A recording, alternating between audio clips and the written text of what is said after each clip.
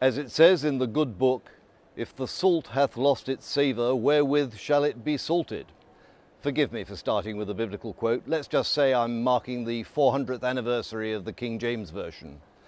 But for those of you who may be less than comfortable with the cadences of the 17th century, let me offer you a paraphrase in a modern context. If the Conservative Party has ceased to be conservative, what exactly is the point of it? As the months go by, I've become increasingly concerned about aspects of coalition policy. And making every allowance for the exigencies of coalition, I'm getting more concerned by the day. It's not just one or two policies, it's a broad range. I know there's some good stuff, sorting out the fiscal problem, Ian Duncan Smith on welfare, Michael Gove on education. But think of the bad stuff. Ken Clarke's justice policies, our decision to decimate the armed forces while our soldiers are still fighting and dying in Afghanistan. And I exonerate Liam Fox there. I expect he feels just as badly about it as I do. I have written extensively about the European Union, so I won't repeat it all. But the fact remains that we're now handing new powers to Brussels faster than Labour did before us. We've failed to make a stand at any point. And now we have the effrontery to bring forward this sovereignty bill, which is no more than pathetic window dressing. We whipped Conservative MPs to oppose an amendment that did no more than reassert the sovereignty of Parliament. What were we thinking of? We're not fit to call ourselves Conservatives. We have become obsessed by the modish nonsense of climate change. Yet our policies, even in their own terms, will have a trivial impact on climate. But they will do huge damage to our economy. They will drive 1 million families into fuel poverty.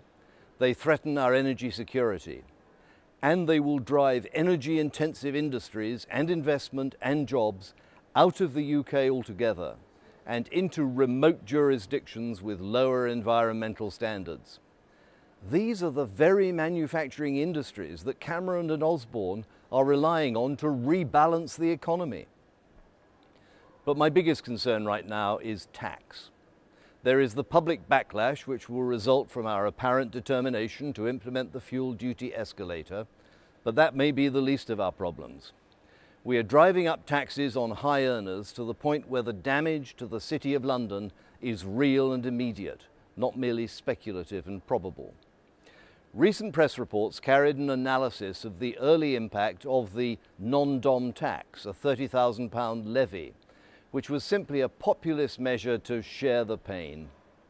Since its introduction, the number of non-doms in the UK has fallen by 16,000 or 11%. The levy is estimated to bring in 350 million in 2009-10.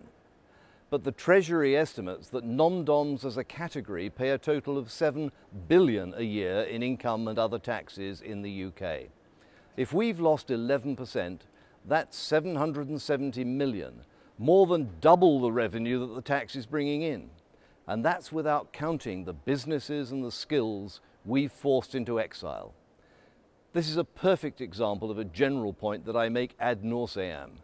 Raising tax rates won't deliver a proportionate rise in revenues and may actually reduce them. Then there's Labour's 50% income tax band, which we have failed to cancel. It is already driving high earners and high earning businesses out of London to the benefit of Switzerland and Frankfurt.